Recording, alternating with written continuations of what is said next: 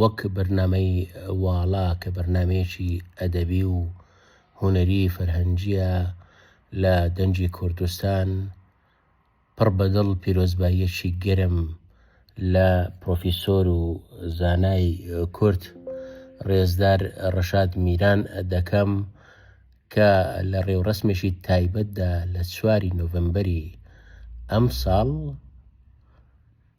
لەلایەن ڤلادیمیر پۆتینی سەرۆکی ڕووسیا لە کۆشتی کەرملین خەڵاتی پوشکین بە پرۆفیسۆر ڕەشاد میران بەخشرا. ناوبراو یەکەمین زانای کوردە کە ئەو خەڵاتەی وەرگرتبێت. پیرۆزبایی لە دکتۆر ڕەشاد میران و تەواوی گەلی کوردستان دەکەم. بەڕاستی ئەو خەڵاتە مایەی سەربەرزیە بۆ هەموو کورد، بۆ هەموو کوردستان.